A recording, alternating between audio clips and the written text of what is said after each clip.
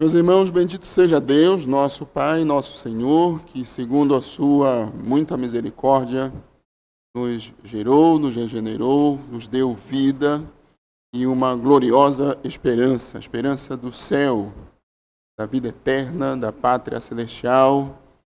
Juntos estamos caminhando para o céu, para a glória, para novo céu e nova terra.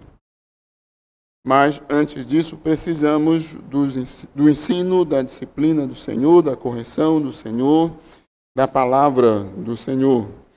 Por isso, então, eu os convido a que abram suas Bíblias, texto do sermão dessa manhã, carta aos Hebreus, capítulo 12. O sermão será dos versículos 7 a 13, mas nós vamos ler desde o versículo 4 até o versículo 13. Hebreus, capítulo 12, começando no versículo 4, indo até ao versículo 13.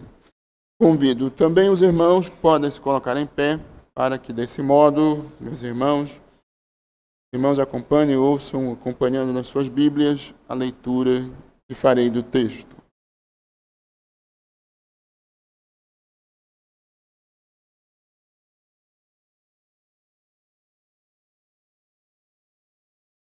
Meus irmãos, assim diz a palavra do Senhor. Ora, na vossa luta contra o pecado, ainda não tendes resistido até ao sangue, e estáis esquecidos da exortação que, como a filhos, discorre convosco.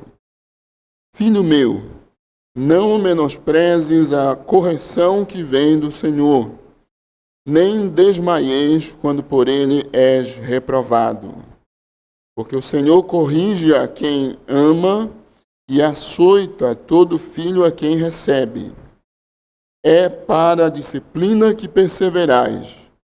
E Deus vos trata como filhos, pois que filho há que o pai não corrige? Mas se estáis sem correção, de que todos se têm tornado participantes, logo sois bastardos e não filhos. Além disso, tínhamos os nossos pais, segundo a carne, que nos corrigiam e os respeitávamos. Não havemos de estar em muito maior submissão ao Pai espiritual, e então viveremos, pois eles nos corrigiam por pouco tempo, segundo melhor lhes parecia. Deus, porém, nos disciplina para aproveitamento, a fim de sermos participantes da sua santidade. Toda disciplina, com efeito, no momento, não parece ser motivo de alegria, mas de tristeza. Ao depois, entretanto, produz fruto pacífico aos que têm sido por ela exercitados, fruto de justiça. Por isso, restabelecei as mãos descaídas e os joelhos trôpegos, e fazei caminhos retos para os pés, para que não se extravie o que é manco, antes seja curado. Amém. Vamos mais uma vez orar ao Senhor, suplicar que nos ilumine e nos abençoe ao ouvirmos a pregação da sua palavra. Senhor, nosso Deus e Pai, Deus soberano, Deus bondoso, mais uma vez nós agradecemos ao Senhor pela manhã desse domingo, pela obra do Senhor, na pessoa do Teu Filho Jesus Cristo, que num domingo de madrugada, pela manhã, ressuscitou dos mortos, para que nós pudéssemos ter vida no Senhor. Agradecemos pela semana, o trabalho, as atividades, o cuidado do Senhor conosco. O Senhor tem nos preservado e guardado. O Senhor tem nos dado, ó Deus, todas as coisas necessárias para a nossa manutenção. Sobretudo, ó Deus, o Senhor tem nos guiado e podemos desfrutar de comunhão com o Senhor. Nos alegramos por isso, bendizemos o Senhor, glorificamos, ó Deus, a Ti, suplicamos-te, ó Deus, que nos ajude a desfrutar ainda mais de comunhão com o Senhor, crescendo na graça, no conhecimento do Senhor, aumentando, ó Deus, em nossos corações a esperança da glória, do céu, da vida eterna, da pátria celestial. Pedimos, ó Deus, que abençoe a pregação da Tua palavra em nossos corações, que edifiques, ó Deus, a nossa alma, que nos edifique no Senhor, nos traga, ó Deus, consolo, fortalecimento à nossa fé. Sempre temos, ó Senhor, rogado que o Senhor nos reavive por meio da Tua palavra. Nos dê maior santidade, maior temor, maior alegria, uma vida mais piedosa, mais temente a Ti. Rogamos que o Senhor também converta pecadores, segundo a Tua vontade, o Teu plano, o Teu querer. Ó Senhor, faze com que os que ainda andam mortos em delitos e pecados, que terão ou têm tido já a oportunidade de ouvir pregação nesse dia, sejam trazidos a Ti em arrependimento, clamando por misericórdia, suplicando por graça. Abençoa, ó Deus, todos os fiéis pregadores, a Tua fiel igreja, é o que nós te suplicamos, no nome de Jesus Cristo, Teu Filho. Amém. Senhor. Os irmãos podem sentar. Meus irmãos, não é possível ser um bom filho sem que sejamos disciplinados, corrigidos e trazidos de volta ao bom caminho, ao caminho certo, ao caminho correto. Deus, o nosso Pai Celestial, sabe que nós precisamos de disciplina e por isso Ele tem nos disciplinado, corrigido, nos ensinado ao longo da caminhada para o céu. Nós temos aprendido em Hebreus capítulo 11 que nossos pais da fé, e muitos irmãos nossos viveram pela fé, perseverando no Senhor. Para isso Deus permitiu que eles suportassem provas, que eles sofressem, que eles fossem disciplinados, também por meio de lutas e tribulações. A disciplina do Senhor é o assunto da passagem que nós lemos. Aqui a Bíblia nos ensina o que é a disciplina do Senhor, vimos no domingo passado. Também nos ensina porque devemos nos submeter à disciplina do Senhor, como veremos hoje, e qual é o propósito da disciplina do Senhor, que também veremos hoje. Como disse aos irmãos, nós já consideramos nos versículos 4 a 6 o que é a disciplina e vimos que Deus nos disciplina porque somos seus filhos. Também aprendemos que a disciplina é obra do Senhor, vem do Senhor. E ainda que a disciplina não é para nos desanimar, mas para nos fortalecer na fé. E ainda que o Senhor nos corrige porque Ele nos ama. Vamos lembrar que a carta aos Hebreus foi escrita num período, num tempo em que os hebreus, crentes judeus, crentes israelitas, crentes hebreus, estavam passando por provas. Havia algum tempo que eles tinham passado por tribulações, por lutas, por perseguições, e naquele momento, novamente, esses irmãos estavam, ou aqueles irmãos, estavam passando por lutas e tribulações. Como eles deveriam ver essas lutas e tribulações? Como a mão do Senhor, também como a mão do Senhor, a disciplina do Senhor, ensinando-os a perseverar na fé, a continuar crendo no Senhor. Por causa das lutas, alguns crentes hebreus estavam considerando abandonar Cristo, abandonar a fé, voltar ao judaísmo, mas o autor aos Hebreus, que escreve uma carta sobre Cristo para encorajá-los, diz a eles: Cristo é a máxima revelação de Deus. Cristo é maior do que os anjos, maior do que Moisés, maior do que Josué. Cristo é o nosso mediador. Cristo é o nosso supremo sacerdote, o nosso grande sacerdote. Nele nós somos perdoados, salvos, reconciliados com Deus. Nele os nossos pecados são lavados, nele nós somos glorificados, santificados e glorificados. Portanto, permaneçam em Cristo, continuem crendo nele. Nós não somos dos que retrocedem para a perdição, somos, entretanto, da fé, para a conservação da alma. Perseverem no Senhor. Mas a perseverança, meus irmãos, requer disciplina. Lendo o nosso texto, Hebreus 12, 4 a 13, nós podemos então afirmar que Deus, o nosso Pai Celestial, o nosso Pai eterno, nos recebe, nos aceita e nos ama em seu Filho Jesus Cristo. Por isso ele nos disciplina, porque nos ama, porque somos seus filhos. Antes de nós considerarmos a passagem, mais especificamente o versículo 7 a 13, eu quero ainda lembrar aos irmãos, no contexto da passagem, aquilo que vimos domingo passado, que havia dois problemas, digamos assim, com os crentes hebreus. Primeiro, na luta contra o pecado, eles não tinham chegado ao ponto de resistir até ao sangue. Versículo 4. Sangue aqui significa a natureza humana caída no pecado. Mesmo não sendo tão fácil de interpretar essa afirmação do versículo 4, há algumas divergências com relação a ela, mas nós podemos, meus irmãos, entender que significa que na luta contra o pecado, eles ainda não tinham resistido à sua própria natureza de pecado. Portanto, precisamos ser mais firmes na luta contra a sua própria natureza pecaminosa.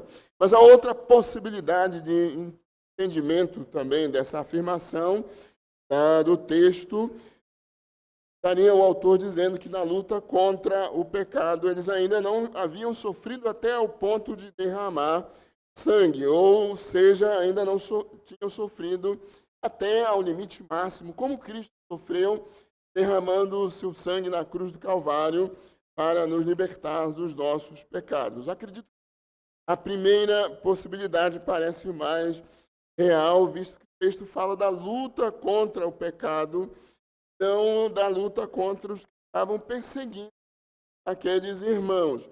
Mas, de todo modo, meus irmãos, o que importa é entender que os cristãos hebreus estavam precisando aprender a ter mais vigor, a serem mais firmes na fé para lutar contra o pecado, enfrentar as perseguições e permanecer perseverantes, servindo ao Senhor.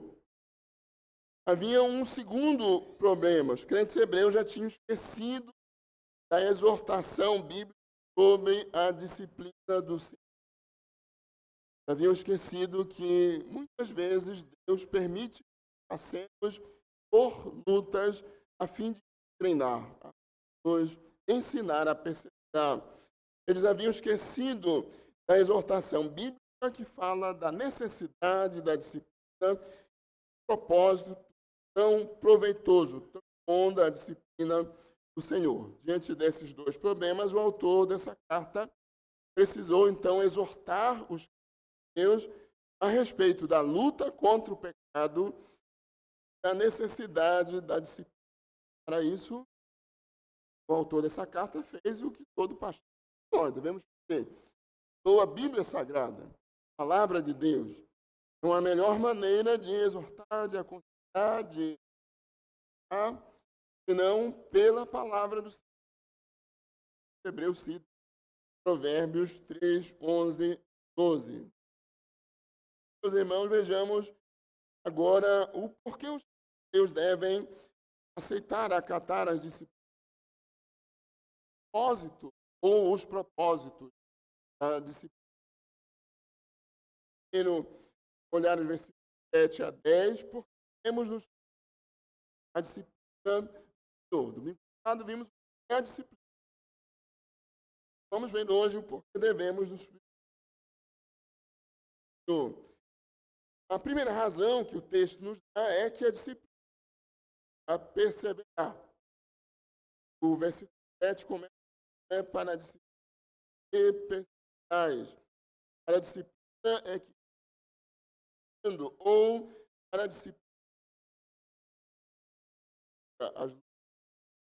nós podemos entender duas maneiras. Os Deus perseveram para a disciplina. Perseveramos. Deus são disciplinados através de sofrimento. aprenderem a perseverar. A preposição para no início de propósito. Mais uma vez, a palavra por correção. Correção. A palavra significa educação, treinamento, é educar com a finalidade de ter a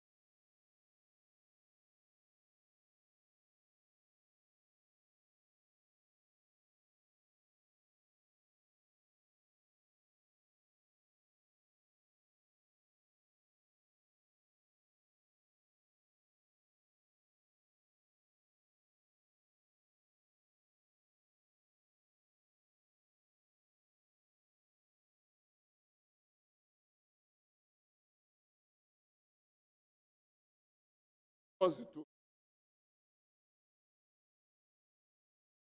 é um instrumento espiritual, a nossa estabelecimento, a material.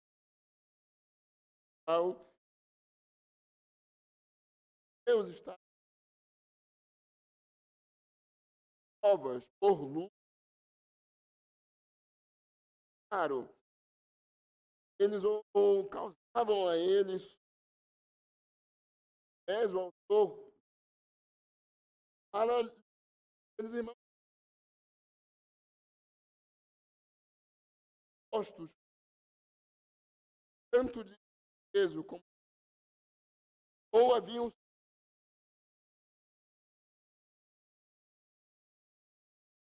dados seus bens criados. Eles foram exortados.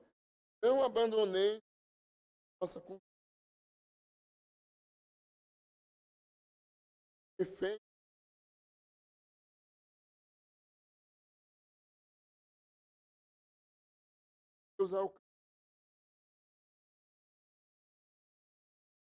Agora, aqui no capítulo 12, depois, vários exemplos. 12, o autor dessa carta, sendo dados da disciplina. Portanto, para exanar, exanar,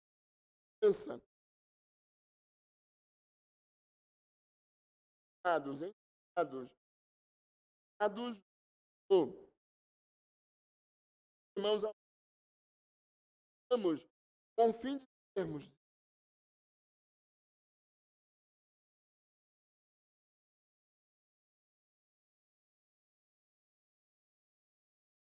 mais. Nós também aprendemos nesse processo.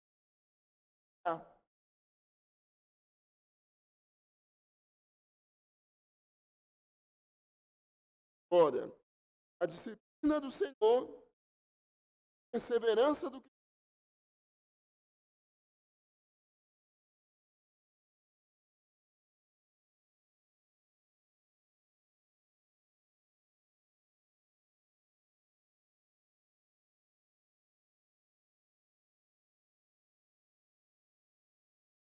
permite que eu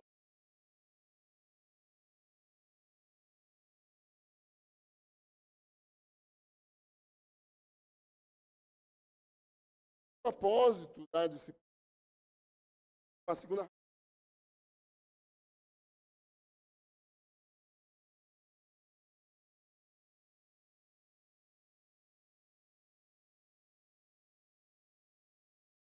muito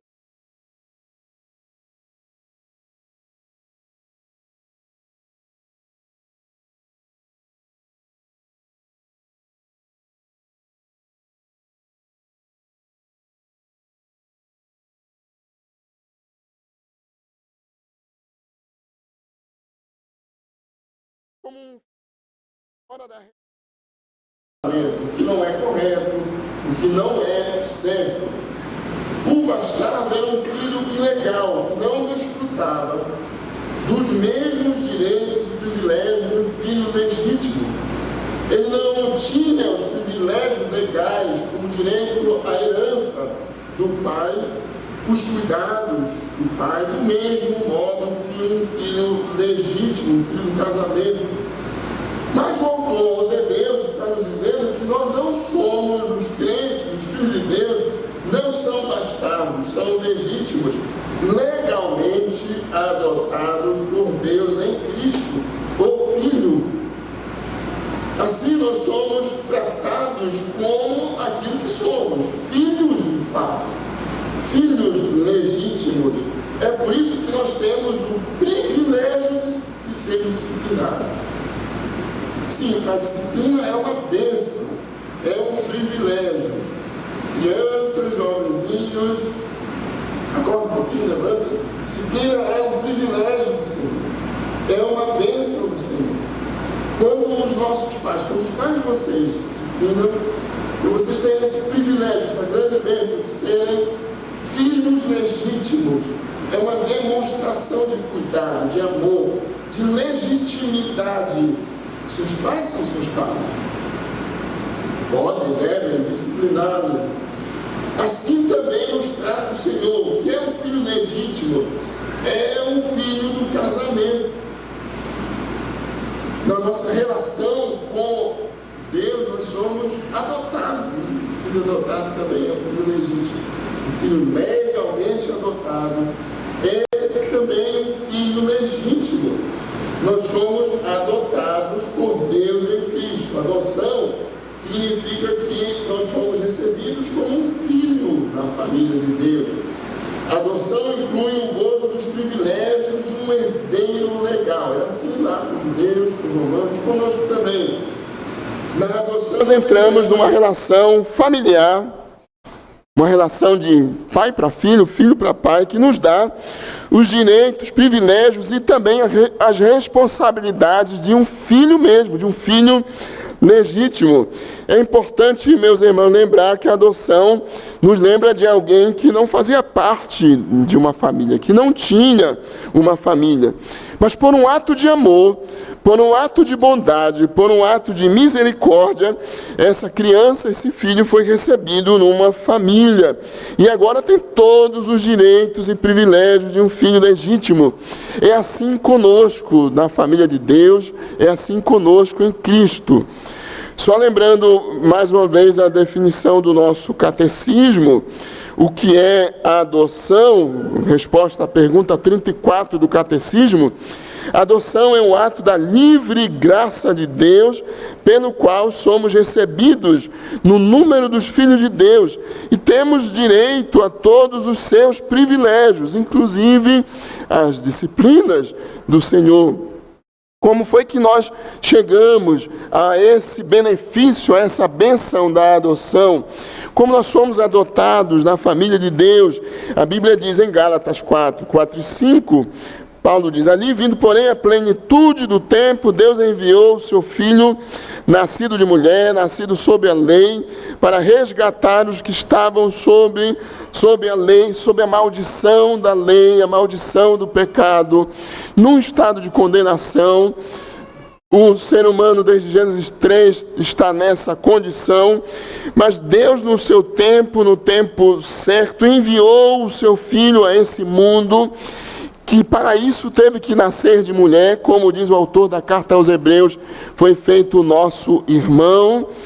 Naquela ocasião que preguei nesse texto do capítulo 2, disse aos irmãos, Cristo é o nosso irmão mais velho, que assumiu a responsabilidade da lei em nosso lugar, que ofereceu-se a Deus como um sacrifício por nós, porque a lei de Deus, a santidade de Deus o exigia. Cristo fez isso por nós, a fim de que recebêssemos a adoção de filhos nele, a fim de que fôssemos adotados na família de Deus, como filhos de Deus. Agora, citando mais uma vez Paulo em outra carta, a carta aos Efésios, Capítulo 2, já não somos mais estrangeiros e peregrinos nesse mundo. Não somos mais estranhos a Deus. Não somos filhos ilegítimos também, né? Voltando aqui a Hebreus. O que somos agora? Concidadãos dos santos da família de Deus, fazemos parte dos filhos de Deus, os que estão em Cristo. O que essa bênção significa para nós, meus irmãos? A adoção significa, em primeiro lugar, ser salvo, e estar em comunhão com o Senhor, não estar mais sob condenação. Significa ter privilégios e deveres como filhos de Deus. Significa que Deus nos ama de maneira muito especial, graciosa. Ele nos ama como seus filhos. Talvez você já ouviu a expressão, eu também sou filho de Deus. Às vezes as pessoas dizem isso. Se com isso se está falando, eu também fui criado por Deus, tudo bem. Mas os filhos de Deus, de fato, são aqueles que foram adotados por Deus em Cristo. Aqueles que foram recebidos por Deus em Cristo. Desde a eternidade, Deus tem um interesse especial por esses. Ele nos escolheu em Cristo desde antes da fundação do mundo e deu o seu Filho Jesus Cristo para nos resgatar e nos adotou e nos recebe em Cristo. Ser adotado em Cristo significa estar, então, debaixo dos cuidados desse Pai Celestial. Deus é como um pai, ou melhor, Deus é um pai que ama, que planeja, que dirige, que coordena as nossas vidas graciosamente. A nossa salvação foi planejada por Deus. E o caminho para a glória também é planejado por Ele. Ele está nos conduzindo. Ser filho de Deus significa, meus irmãos, também que Deus nos disciplina. Como um pai amoroso, gracioso, Deus está nos levando a um fim glorioso, a uma vida plenamente santa, sem nenhum pecado, na glória celestial. Por isso Ele faz aquilo que nós também fazemos, como bom pai, boa mãe. Ele nos treina, Ele nos corrige por meio da disciplina. Ele nos trata como filhos. A palavra tratar significa conduzir. Poderíamos ler, Deus está nos conduzindo como filhos. Ao nos disciplinar, Deus está nos conduzindo, que somos seus filhos. O escritor da carta aos Hebreus está aqui, meus irmãos, fazendo referência à maneira como Deus lida com seus filhos. Ele nos ensina, Ele nos dá a pregação, tantos meios de graça, Ele nos dá a sua palavra, a comunhão dos santos. Mas Ele também permite que nós passemos por lutas e tribulações ao longo da caminhada para o céu, porque é um Pai gracioso conduzindo os seus filhos com amor. Daí a explicação em forma de uma pergunta do autor aos Hebreus: pois que filho há que o pai não corrige? Pois será que há filho que o pai não corrige? É claro que ele está pensando em um bom pai, uma boa mãe. Eu sei que nos nossos dias, e não só de agora, dos nossos dias, mas cada vez mais a disciplina tem sido deixada de lado, abandonada ou até vista como algo errado, quiçá violento mesmo. E eu sei que há, às vezes, pais ou cuidadores que se excedem, por isso nós jamais devemos disciplinar nossos filhos com ira, com raiva, e jamais devemos deixar de ver o propósito da disciplina, a razão da disciplina. Contudo, a disciplina é sempre necessária para o nosso amadurecimento e desenvolvimento. Eu estou vendo aquele cintozinho de novo, lá na parede, pendurado. Fez bem, continua fazendo bem. É para a disciplina que perseverais. Que filho há que um pai não corrige? Um pai que ama o seu filho vai corrigi-lo, vai discipliná-lo, vai ensiná-lo, vai treiná-lo. Mas se estáis sem correção de que todos se têm tornado participantes, logo sois bastardos e não filhos. Nós não somos bastardos, nós somos filhos. Os que estão em Cristo são filhos. Portanto, é por isso que Deus nos disciplina. E por essa razão devemos, meus irmãos, receber como uma bênção de Deus as disciplinas pelas quais Ele nos permite passar. Uma terceira razão porque devemos nos submeter à disciplina do Senhor é porque Deus é o nosso Pai, Ele tem o direito de nos disciplinar. Versículo 9.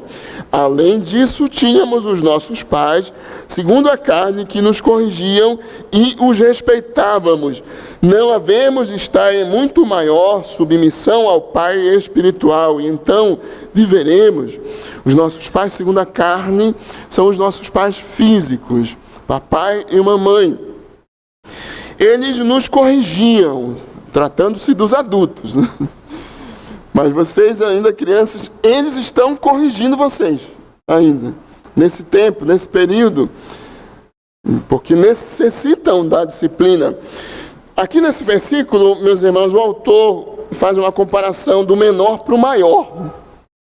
Se os nossos pais físicos, os nossos pais, segundo a carne, nos corrigem, no caso os adultos corrigiam, mas às vezes ainda nos ajuda com conselhos e instruções e tudo mais. Mesmo depois que somos casados, mais maduros, ainda recebemos os conselhos e ajuda dos nossos pais. Se eles nos corrigiam e nós os respeitávamos, a palavra respeitar aqui é temer, é tratar com reverência. É aquela consideração amorosa, graciosa, pela autoridade que os pais têm para com seus filhos, dada pelo Senhor. Esse é o tratar com respeito, tratar com reverência. Os nossos pais nos corrigiam e nós os tratávamos com reverência. Não havemos de estar em muito maior submissão ao nosso Pai espiritual, ao Pai maior, que é o Deus soberano, o Deus todo-poderoso, aquele que nos criou e nos salvou em seu Filho Jesus Cristo. Não havemos de estar em muito maior submissão a Ele. Ora, os nossos pais humanos são finitos, mas o nosso Pai espiritual é infinito. Os nossos pais humanos morrem, mas o nosso Pai Celeste é eterno. Os nossos pais humanos, com a melhor das intenções, esse dia eu estava lembrando de um dia que eu fui disciplinado sem razão, eu não tinha feito nada errado, mas isso não me fez deixar de amar meu pai. Apesar daquele dia eu ter dito, pai, eu não fiz isso. Foi com um pouco mais de raiva que eu disse, não foi com essa paciência não. Mas mesmo assim eu fui disciplinado. Tudo bem. Nós os respeitávamos. Eles nos corrigiam por pouco tempo. Crianças, os nossos pais falham. Seus pais também falham. Nós falhamos. Às vezes é difícil para a gente chegar com criança, nossos filhos dizer, me perdoe. Para mim é bem difícil. Desculpe. Mas os nossos pais falham, eles nos corrigiam por pouco tempo. Contudo, Deus, o nosso Pai Celeste, não falha. A sua disciplina é perfeita e tem um propósito eterno, que é nos conduzir à santidade dele e à glória eterna. Por melhor que seja a intenção dos nossos pais humanos quando nos disciplinam, eles falham, mas o Senhor não. Por isso, maior razão nós temos, meus irmãos, para aceitar com alegria, ainda que com lágrimas nos nossos olhos, as disciplinas do Senhor. O dever de um filho é obedecer aos pais. O nosso dever é obedecer ao nosso Deus e Pai. Por que devemos nos submeter à disciplina do Senhor? Porque a obediência gera vida, versículo 9 ainda. Sim, não havemos de estar em muito maior submissão ao Pai espiritual, e então viveremos. A Bíblia nos ensina, meus irmãos, que nas relações humanas, entre filhos obedientes e pais graciosos, normalmente, pode haver exceção, sim, mas há uma promessa nas Escrituras de que há longa vida para aqueles que são filhos obedientes. Êxodo capítulo 20, versículo 12, o 5º mandamento da lei do Senhor, que é citado por Paulo em Efésios 6, 1 a 3. Então aqui o autor aos Hebreus diz que se formos submissos a Deus viveremos. Viveremos eternamente. Porque é uma característica dos filhos de Deus a obediência. Não quer dizer que nós somos perfeitamente obedientes, só seremos na glória. Não quer dizer que sempre obedecemos, tristemente, infelizmente não. Mas é uma característica dos filhos de Deus a obediência, assim como é também e deve ser uma característica do filho ser obediente ao seu pai. Os pais devem criar os seus filhos no Senhor. Os filhos têm o dever de serem obedientes aos seus pais. Então, os que agora estão vivendo em obediência a Deus, viverão eternamente com Ele, desfrutando da eterna alegria da vida com o Senhor e de todas as bênçãos da glória, do céu. Esse é o sentido de então viveremos. Quer dizer que nós somos salvos pela nossa obediência. Nós somos justificados, salvos, reconciliados com Deus. Vimos isso em vários capítulos da carta aos Hebreus, através da mediação de Cristo, do sacerdócio de Cristo, da obediência de Jesus Cristo. Foi a obediência de Cristo que nos trouxe a vida, a comunhão com o Senhor. Mas agora, em Cristo Jesus, nós temos essa responsabilidade, a obediência. A disciplina do Senhor significa que o Senhor está nos preparando, nos treinando para a glória. E é por isso, meus irmãos, que muitas vezes Deus permite que nós passemos por momentos de mais intensa disciplina. Na maioria das vezes, ao longo da nossa vida, a maioria dos cristãos, a maioria de nós, e na maior parte do tempo, nós não estamos passando por grandes provações, grandes lutas, grandes sofrimentos. Há irmãos nossos, em tempos passados e em tempo presente, que têm suportado muito maior luta.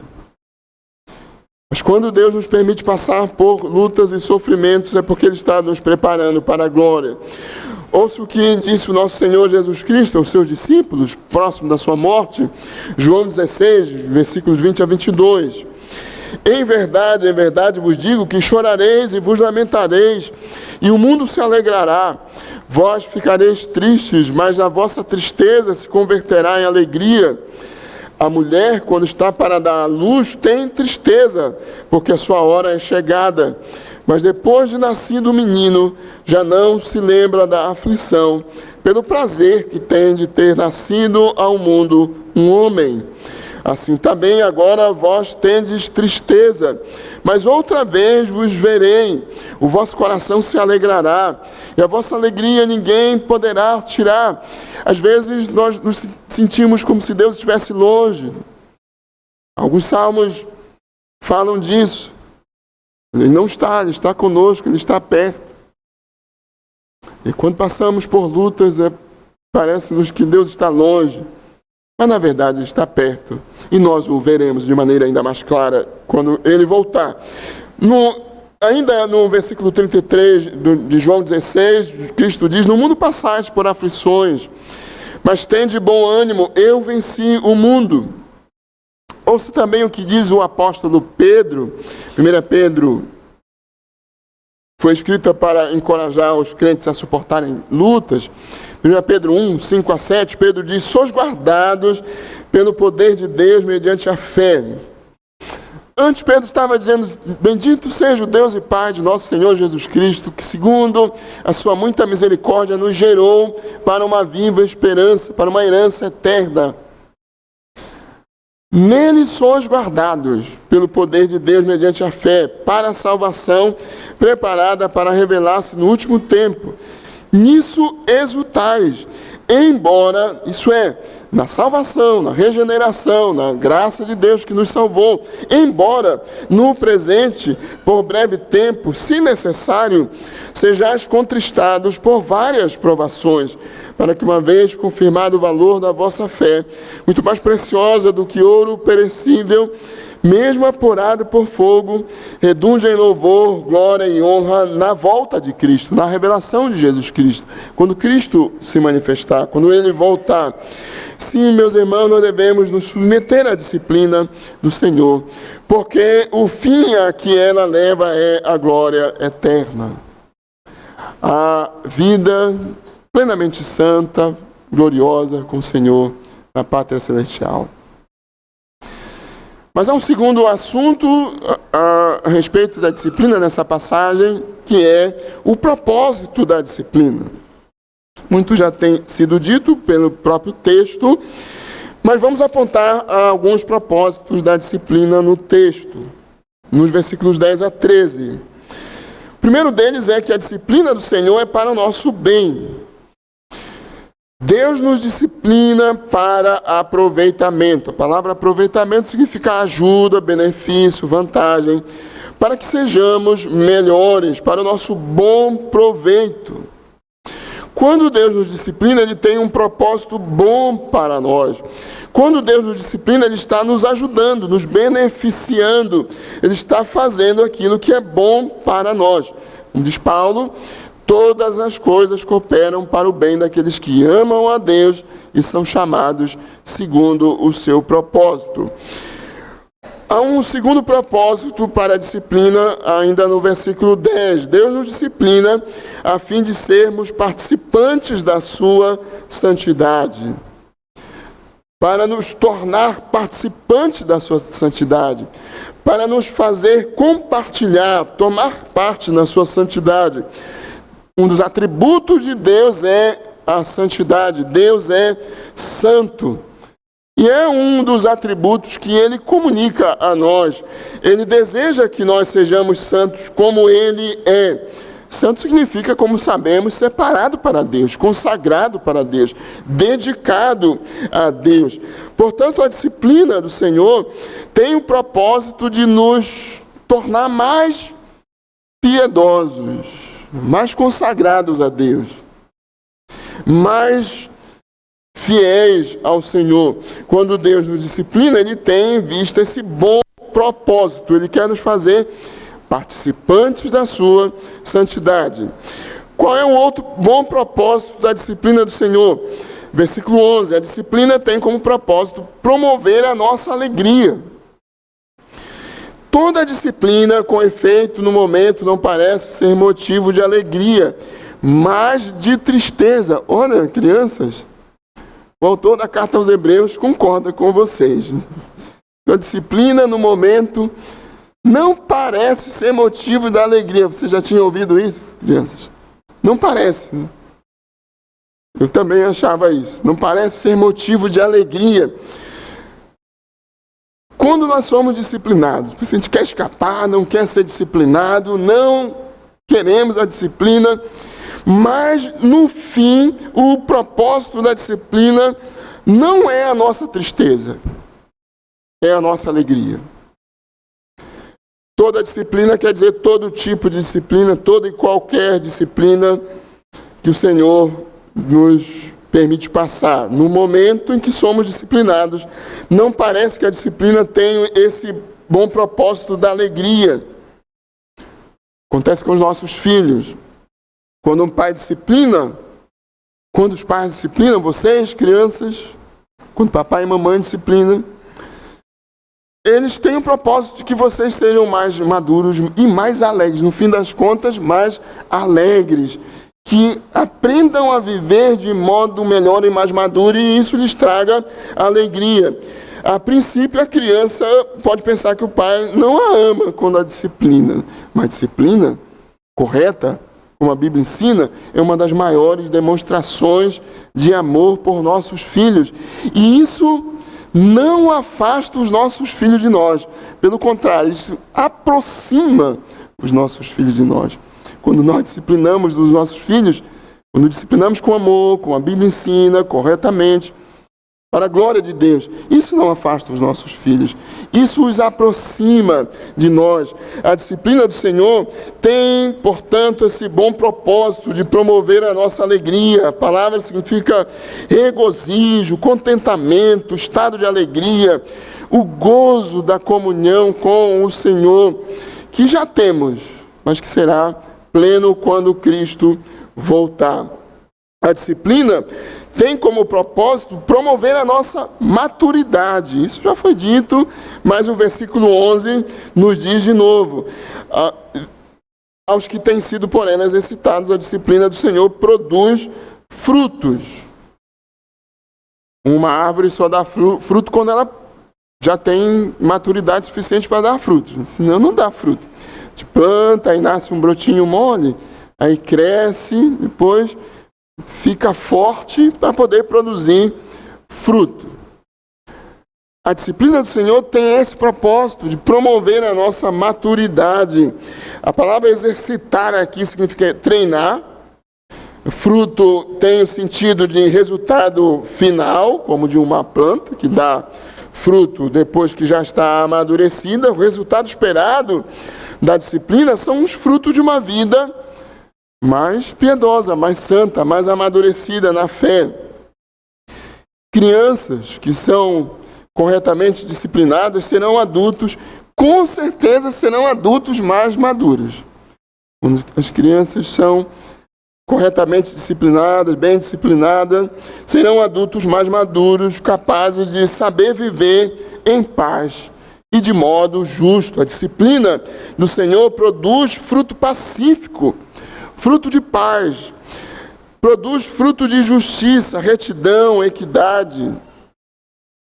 A palavra justiça também significa fazer aquilo que é correto, aquilo que é honesto, aquilo que é certo. A disciplina do Senhor produz em nós um comportamento cristão correto, um comportamento cristão honesto, uma maneira de viver que glorifica a Deus, que honra a Deus e aos homens, diante de Deus e dos homens.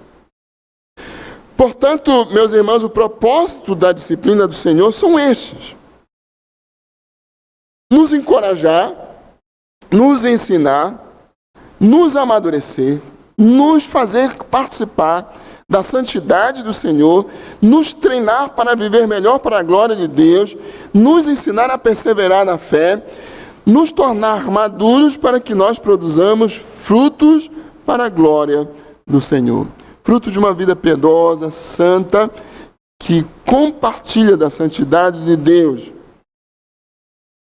A disciplina tem como propósito promover a nossa alegria.